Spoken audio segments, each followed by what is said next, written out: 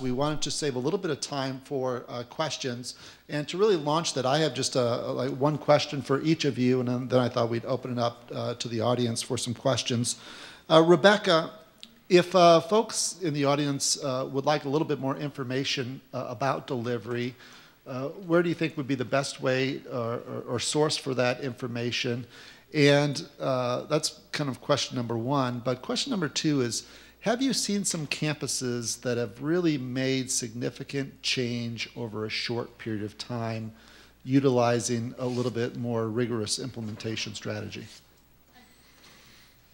First of all, let me say, visit our website, www.deliveryinstitute.org. We have a learning community, and there's a lot of information on the website. There's also a book that Michael Barber developed as we were just getting started, called Deliverology 101, and you can find that on Amazon under that title or under Michael Barber. Both of those, I think, are good places to start to find more information. I have a few brochures with me too that capture a little bit of what I shared with you in the slides. In terms of campuses, I think that there are some of the California campuses, Sacramento State, Chico State, Fresno State have all in different ways picked up different pieces of this approach and are using it. The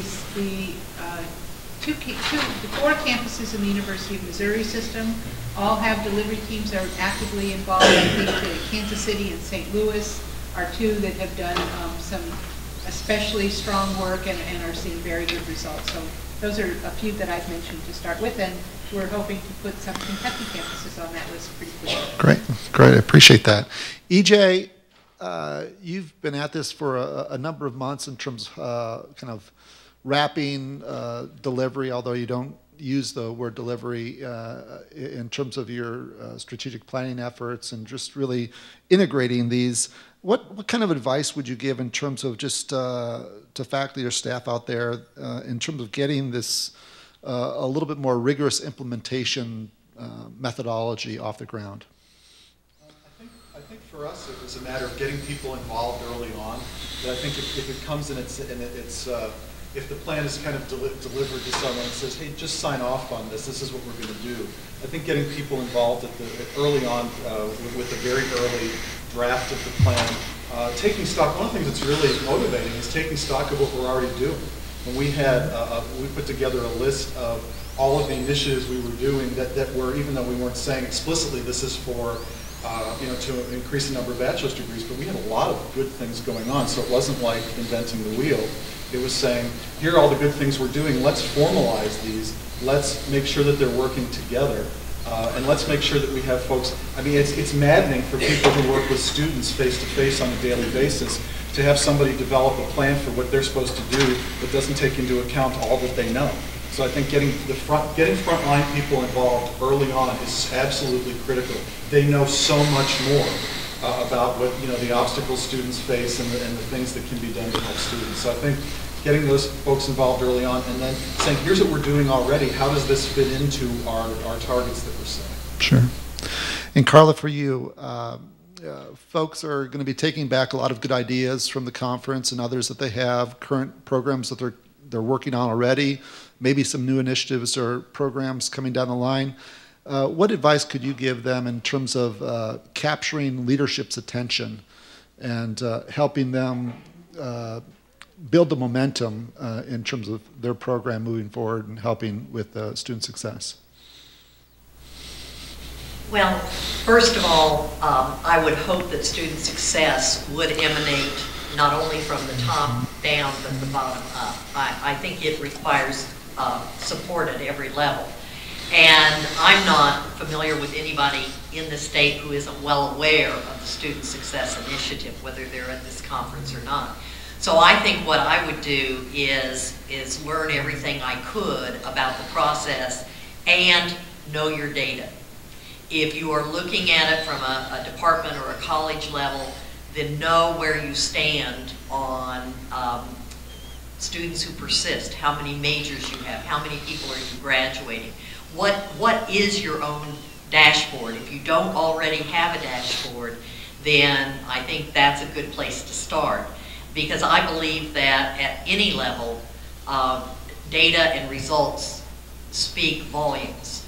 And then, of course, I think the communication, telling the story, sharing your plans, being inclusive.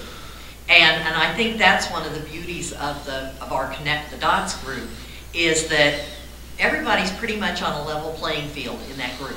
We all have a stake in it, and we all have different roles, but everybody's empowered to take an initiative forward and then bring it back to the table. So I think that communication and the data and understanding where you are and where you need to go and communicating them is what I would say. And again, I don't think this is a hard sell on any of our campuses. Right. Thank you. We have time for a few questions for our panelists. Certainly, yes, we have one here. One of the challenges that I know that we face in Kentucky seems to be on a regular basis that our state legislators who all of a sudden think that they have the answer to very complex questions by offering very simplistic approaches. And I'm wondering if that has been something that's been encountered in this process nationwide or in other areas. Well, I think that that's probably not unique to Kentucky. I think that legislators, when they look at higher education, tend to think that they know a lot more about our worlds than they do, and come up with solutions that may not be always useful. I will say that the leadership that we've seen in the legislature here in Kentucky around putting a high priority on education, putting a high priority on the whole P20 continuum, the work that's going on here with the Common Core. There's a long history of legislative support here, and so while that I think is noteworthy, and so while I think that some of the solutions may come across as simplistic, I think that the underlying commitment to education has really made a difference in this state of being able to move the agenda forward. I don't know if you would agree with me, Scott, but Sure. Go ahead, Carla. Yeah. I'll look at it from a little different perspective since I'm in the state, and I have been accused of being an internal optimist, so I want you to know that up front. But my perspective is that while that can be problematic, the process and the opportunity that we have now, more than ever before, with the leadership we have at campuses and at the council, I think we are becoming more proactive. And the more proactive we are, the less there's going to be for them to give us easy answers for. And I think the transfer bill is really a good example. We're making tremendous progress, but part of that was the fact that we made a commitment to each other, and I'm talking about the different campuses, including KCTCS, was that we would work together. And so we solve some of the issues ourselves by being proactive. And I think if we take the student success model and we do what we can on our campuses and we work with the council and we utilize the positive aspects and the strategies that deliverology gives us, I think we're going to find ourselves a step ahead. And that's a good place to be. There's a question back. Yes, Dr. Martin, you had mentioned a website and a book that we could use as a reference, and unfortunately in the back we could not hear what that was. So if you do not mind repeating that, please. I'd be happy to repeat it. I'm also wondering if that's something you could send out to everybody after. Sure, we could definitely do that. Is this mic working? It is? Okay, well, so the website is Delivery Institute, one word, .org. The name of the book is written by Michael Barber, B-A-R-B-E-R, and the title is Deliverology 101. And there's one more resource that I didn't mention, which is the delivery team at the council. You have a team of of delivery experts now, Aaron and John and Heidi and others who have been working at this for well over a year and know a lot about delivery. Whether you call it delivery or you call it something else, we don't care about the name. It's really about the practice that's important. But I would encourage you to draw upon those resources as well. Great. Any other questions? Here's one. Do you see any role of students in this whole process of planning and delivering student input, student involvement?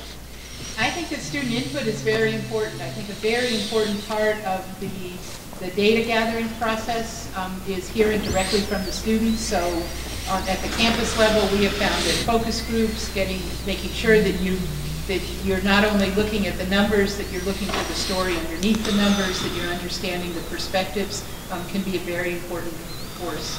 You know, probably can't expect a student to sit on a team that's going to meet every week and spend a lot of time looking at data, but checking in with them on a regular basis, I think, can really enrich the process. Thank you, Joe. That's a very important point.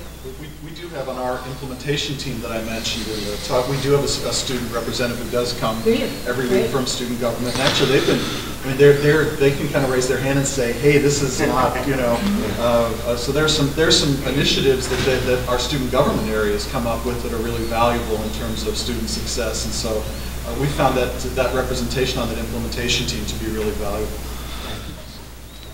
Great. Well, why don't we end with that this morning? Thank you so much for paying such close attention this morning. I know it's been a long day and a half, and hopefully you've learned some new tools that you can put in your toolbox to help increase student success. My challenge to you, based upon the theme of this presentation today, is to be rigorous in your implementation. You will see great rewards. And your students will as well. So if you could please join me in thanking our panelists today as well.